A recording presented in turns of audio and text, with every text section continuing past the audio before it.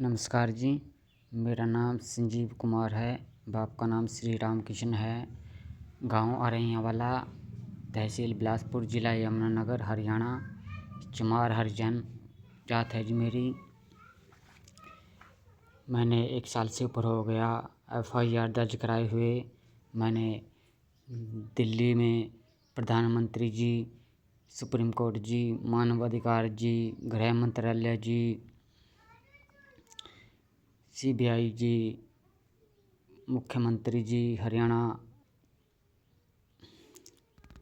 और high court Chandigarh जी, सभी को मैंने लिखित चिट्ठियाँ भेजी हुई हैं और SP साहब को भी दी हुई हैं 2 बार। पुलिस थाने में भी दी हुई हैं, लेकिन मेरी कोई सुनवाई नहीं हो रही है जी। और उल्टा ही मुझे मारा पिटा जा रहा है पुलिस द्वारा, धमकाया जा रहा है, केस का दबाव बनाया जा रहा है कि केस को किसी तरह से वापस ले लो। कुछ गुंडे बदमाश लोगों ने मेरी माँ को मार रखा है जी। वह मुझे मारने के लिए अहड़वाड़ा कपालमोचन शमशान घाट में जिंदा पकड़कर फूंकने के लिए साजिश रची थी, जहाँ से मैंने भागकर अपनी जान बचाई थी। मेरे पिताजी का भी सर डैमेज कर रखा है, जिसकी धारा 307 बनती है, जो उन्होंने 107-51 में केस को चला के रफा दफा कर दिया था जी। इन लोगों ने मेरा पूरा करियर बर्बाद कर रखा है। मेरी पढ़ाई लिखाई व मुझे मुजरिम बनाया हुआ है। कई सालों तक मैं जेलें काटता रहा इन लोगों की वजह से। ये लोग हमारे दादा परदादा के टाइम से ही हमारे पीछे लगे हुए हैं। असली कारण ये है जी कि ये भारत पाकिस्तान विभाजन के समय की बात है। हमारे पूर्वजों के पास काफ़ी ज़मीन हुआ करती थी और मुसलमान लोग जो यहाँ रहते थे वह हमारे यहाँ दिहाड़ी मेहनत करते थे। फिर यहाँ से वो चले गए थे 1947 के समय।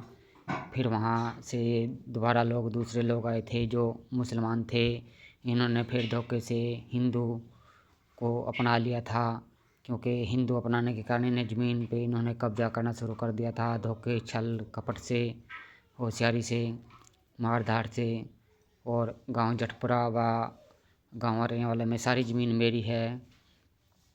यह लोग मुसलमान हैं, जाट भी व गुज्जर भी, चमार भी, रिफ्यूजी भी, यहाँ रिफ्यूजी भी हैं। ये सब शरणार्थी हैं और जितना मैंने बताया है वो सारा सच है जी। मैंने बड़ी मुश्किल से इतना लंबे समय छानबीन करते हुए बिताया है। वह अपने दादा से, माँ से, बाप से, सभी से मैंने सुना हुआ है बचपन से लेकर आज तक। और मुझे हर पल खतरा रहता है। आर्थिक तंगी से भी मैं परेशान हूँ। आर्थिक हालात से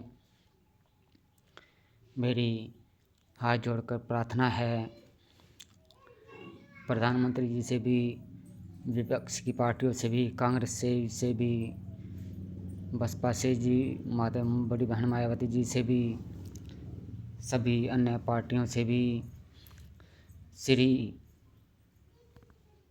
राष्ट्रपति जी से भी हाथ जोड़ प्रार्थना है कि पुलिस मेरे साथ गलत कर रही है। मुझे न्याय दिलाने में सहायता दें। मेरी हाथ जोड़ कर प्रार्थना है। मैं हरिजन चमार हूँ, दलित हूँ। मुझे न्याय देने में यह लोग परेशान कर रहे हैं, क्योंकि मेरी काफ़ी ज़मीन है मेरे पूर्वजों की। और सभी न्यायिक संगठनों से हाथ जोड़ कर प्रार्थना है कि मुझे न्याय दिलाएं। मैं अभी आने वाली 25 फरवरी को बिलासपुर कोर्ट के सामने रोड पे बैठ के धरना दूंगा। जब तक मुझे न्याय नहीं मिलेगा, मेरी ज़मीन का आश्वासन नहीं मिलेगा, लोग इन मुजरिमों को कस्टडी में नहीं लिया जाएगा, जब तक मैं नहीं हटूंगा, चाहे मैं मर जाऊं, लेकिन मैं बिना इंसाफ के नहीं रुकूंगा। मैंने अपनी ज़िंदगी को, इन लोगों ने मेरी ज़िंदगी को नरक बनाया हुआ है। वह मेरी बहनों को, भाई को, सबको बर्बाद कर रखा है। यह लोग मेरा वंश भी नहीं होने देते हैं। बड़ी मुश्किल से होशियारी से मैंने अपने 4 बच्चों को प्राप्त किया है और भूखे रह रह के आर्थिक तंगी का हालात करके सामने यहाँ तक मैं पहुँचा हूँ। आगे का मुझे कुछ नहीं पता कि कल क्या होगा।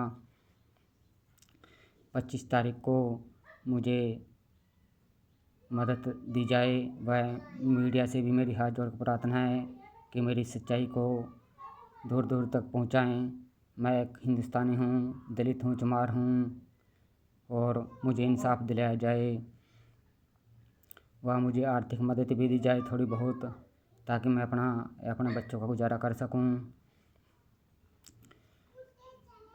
मेरी कपालमोचन डेरा प्रमुख संत श्री निर्मलदास जी महाराज जी से व संगत जी से पूरी अपनी चमार बिरादरी से हाथ जोड़ कर प्रार्थना है कि मुझे न्याय दिलाने में 25 फरवरी को सहयोग दें, ताकि मुझे जल्द से जल्द इंसाफ मिल सके। इन लोगों ने बहुत अत्याचार मेरे ऊपर कर रखा है, गांव वालों ने व जटपरा वालों ने, और कहीं भी किसी भी तरह से धोखे का शिकार बना सकते हैं यह लोग, क्योंकि कुछ इनके रिश्तेदार नाती पुलिस में हैं जिनके कहने से चलते हैं। यह मुसलमान हैं, इन्हें जल्द से जल्द अरेस्ट करवाएं ताकि समाज में ठीक सद्भावना रहे। सभी से मेरी हाथ जोड़कर प्रार्थना है कि 25 तारीख को मुझे सहयोग दें। मैं रोड पे बैठूंगा अपने परिवार सहित। व धार्मिक गुरुजनों, न्याय संगतों से सभी से हाथ जोड़कर अपील करता हूँ, प्रार्थना करता हूँ कि मुझे न्याय दिलाएं पूरे भारतवर्ष में, क्योंकि हमारे साथ बहुत नाजायज़ हुआ है। दंगा पीड़ित यह लोग थे, लेकिन इन लोगों ने दंगा पीड़ित हमें बनाया हुआ है आज तक। मेरी मदद करें व मेरी इस वीडियो को आगे से आगे शेयर करें, ताकि मुझे सुरक्षा मिल सके, न्याय मिल सके। धन्यवाद जी।